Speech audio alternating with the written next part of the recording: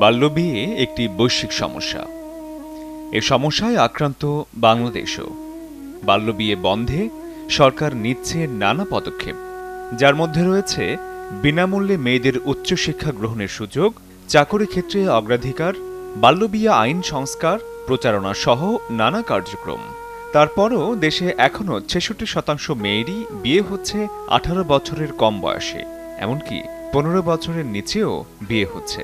দেশের প্রত্যন্ত অঞ্চল ও শহরের নিম্ন আয়ের পরিবারে এর প্রবণতা বেশি। দারিদ্রতা, শিক্ষার অভাব, অসচেতনতা, কুসংস্কার সহ নানা কারণে এমনটা হচ্ছে। অল্প বয়সে বিয়ে হওয়ার ফলে মেয়েরা আজ শারীরিক, মানসিক নানা সমস্যার সম্মুখীন। এসব প্রতিকূলতা মোকাবেলা করে অনেক মেয়ে আবার পড়াশোনা চালিয়ে যাচ্ছে, স্বপ্ন দেখছে নিজের পায়ে দাঁড়ানোর। ২ সন্তানের মা নাসরিন আক্তার, বয়স এখনো ১৮ পার হয়নি। তার মেয়ের বয়স ৫ বছর আর ছেলের ১০ মাস।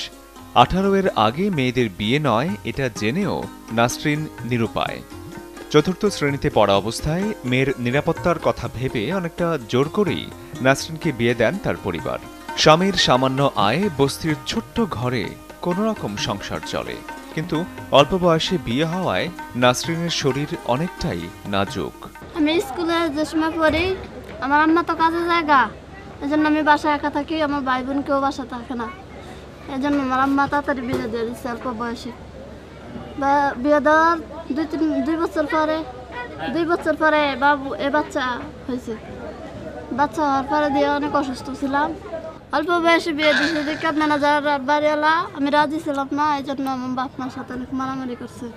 মা বাবার যুক্তি আমি একা বাসায় থাকি, মেয়ে মানুষ, কোন সময় কোন ঘটনা ঘটে এটা কেউ বলতে পারে না, তো এই জন্য বিয়ের পরে এই যে বাচ্চা হয়েছে, বাচ্চা হওয়ার পরে দিয়ে শরীরে একটু সমস্যা, অসুস্থ লাগে, দুর্বল লাগে, গান মন ব্যথা করে, শরীরে রক্ত নেই।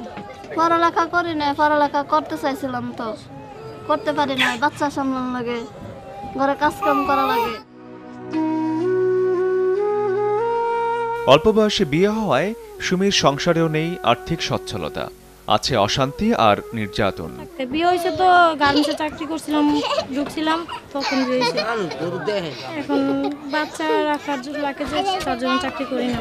এখন বাচ্চা হওয়ার পরে তো এখন আর চাকরি করতে পারি না, বাচ্চাই রাখা লাগে, একা স্বামীর ইনকাম দেখে চলে না সংসার। একজনে একটা জিনিস দেখে আমার বাচ্চা, তখন বায়না ধরে যে আমার ওই জিনিসটা দিবা, তখন আমি পারি না। তাদের মতো নিম্ন আয়ের পরিবারগুলোর বেশিরভাগ মেয়েদের বাল্য বিয়ের কারণে নানা প্রতিকূলতা মোকাবেলা করতে হচ্ছে। বঞ্চিত হচ্ছে শিক্ষা, স্বাস্থ্য সহ নানা মৌলিক ও সামাজিক সুবিধার। কিন্তু অনেকে এখন মাথা নত করছেন না বাল্য বিয়ের কাছে।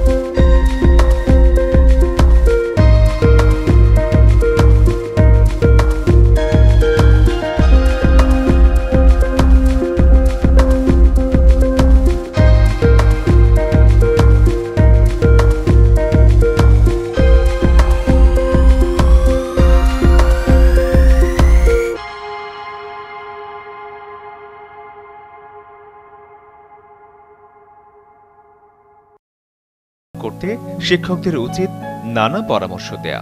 সুরভি স্কুলের শিক্ষকরা এমনটাই করে থাকেন। আমরা তাদেরকে এমনভাবে শিক্ষাটা দিচ্ছি যাতে তারা তাদের কুফলটা তারা বুঝতে পারে। একটা বয়স আছে বিয়ে করার, সংসার করার, বিশেষ করে মেয়েদের কথা বলছি। আমার ইচ্ছা যে আমাদের এই স্কুলে যত ছেলেমেয়েরা আছে তাদেরকে সমানভাবে এই শিক্ষাটা দেওয়া, তাদের কুফলটা আমরা বোঝানো আর কি। একটা নির্দিষ্ট বয়সের আগে একটা বাচ্চা মেয়েকে, একটা ছেলেকে আমি যদি বসায় দেই বিয়ের পিড়িতে, তার শারীরিক সমস্যা হবে, তার মেন্টালি সে নানা সমস্যায় মোকাবেলা করবে। তার ওই মেন্টালি অবস্থায় থাকবে না এই সমস্যা ফেস করার মতো।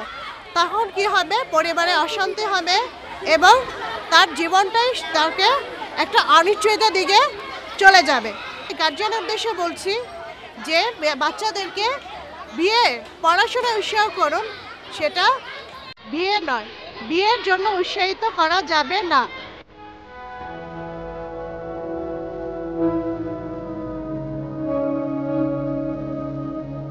বাল্যবিবাহ বন্ধে বিবাহ রেজিস্টার্ড বা কাজীদেরও সমাজে গুরুত্বপূর্ণ ভূমিকা পালন করতে হবে। বাল্যবিবাহের ব্যাপারে যদি কেউ দিতে চায়, সেটা কাজী সাহেবদের ভূমিকা হলো, যদি কেউ বর কনে বা ফ্যামিলি তাদের যে বাল্যবিবাহ দেওয়ার জন্য করে দিতে চায়, তখন কাজী সাহেবরা বুঝিয়ে দেয় যে বাল্যবিবাহ দণ্ডনীয় অপরাধ, এটা আইনগতভাবে এবং সামাজিকভাবে একটা বেদি। কারণ আমরা এটাই বলি, যখন কেউ আসে তখন আমরা বলি যে যখন মেয়ের বয়স 18 হবে এবং ছেলের বয়স 21 হবে, তখনই বাংলাদেশি আইন মোতাবেক আপনারা এই ছেলে মেয়েদেরকে বিবাহ বন্ধনে আবদ্ধ করতে পারবেন। অনেক সময় বের অনুষ্ঠানে আমরা যাই, গিয়ে আমরা আইডি কার্ড এবং জন্ম নিবন্ধন, পড়াশোনার সার্টিফিকেট অথবা পাসপোর্ট, সরকারিভাবে যেগুলো দেওয়ার নিয়ম সেগুলো আমরা চাই। এখন কেউ যদি এই কাগজপত্র যথাযথভাবে না দেখাইতে পারে, তখন আমরা কাজগুলো করি না। অনেক অর্জন সত্ত্বেও এখনো মেয়েদের অগ্রগতিতে বাল্যবিয়েকে বাধা হিসেবে দেখছেন গণসাক্ষরতা অভিযানের প্রধান নির্বাহী রাশেদা কে চৌধুরী। দেশের দারিদ্র জনগোষ্ঠীর বাল্য বিয়ে রোধে সরকারের পাশাপাশি বেসরকারি সংস্থা, স্থানীয় প্রতিনিধি, পরিবার এবং গণমাধ্যমের ভূমিকা অনেক বেশি বলে মনে করেন তিনি। দরিদ্র পরিবারে এটা অনেক বেশি। আরও একটি বিষয় হচ্ছে নিরাপত্তাহীনতার যে বোধটা, সেটা পরিবারের মধ্যে ভীষণভাবে কাজ করে। যে মেয়েটির বিয়ে দেওয়া হয় সেও মনে করে যে তার নিরাপত্তা নিশ্চিত হবে বিয়ে হয়ে গেলে।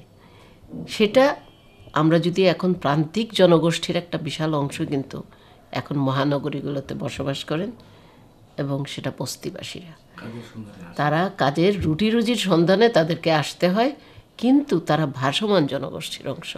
আজকে এখানে তো কালকে ওখানে থাকেন তারা, এবং তাদের মধ্যে যারা মেয়ে আছে কিশোরী বয়স হলেই তারা যেহেতু ভাসমান জনগোষ্ঠীর অংশ, তারা ওইভাবে শিক্ষায় অংশ নিতে পারে না, কোনো ধরনের স্বাস্থ্য ইত্যাদি কর্মসূচিও পায় না। সেক্ষেত্রে তাদের যেটা করতে পারেন তারা, সেটা হচ্ছে মেয়েটা যাতে নিয়মিত পাশে কোনো শিক্ষা প্রতিষ্ঠানে যেতে পারে, অথবা যে সামাজিক সংগঠনগুলোর সাথে যোগাযোগ করা বা যাওয়া তাদের সহায়তার জন্য, এবং বিশেষ করে ওয়ার্ড কমিশনারের কাছে তার শরণাপন্ন হওয়া। এবং সেখানেও যদি কাজ না হয়, সরকারের কিন্তু মহিলা বিষয়ক মন্ত্রণালয়ের এখন একটা ওয়ান স্টপ সার্ভিস বলে একটা জায়গা আছে, একটা হটলাইন নাম্বার আছে। সেই হটলাইন নাম্বারে ফোন করলেও মেয়েরা নির্যাতন হলে তো করতেই হবে, নির্যাতিত হলে, কিন্তু এইসব সমস্যার সমাধানের জন্য সরকারের মহিলা বিষয়ক মন্ত্রণালয়ের এই হটলাইন নাম্বারে যোগাযোগ করা উচিত। এবং এখানে আমি বলবো গণমাধ্যমের একটা বিশাল ভূমিকা আছে।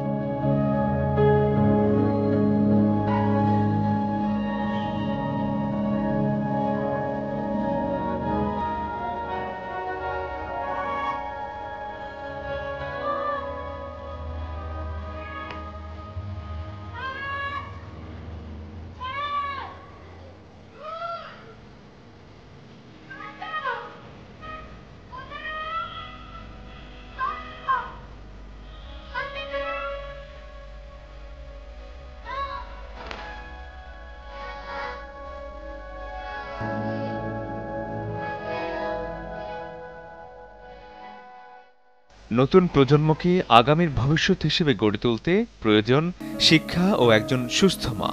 তাই আসুন সবাই বাল্য বিয়েকে না বলি, এটা প্রতিরোধে সামাজিক আন্দোলন গড়ে তুলি আর নিজের সন্তানকে সুশিক্ষিত করি।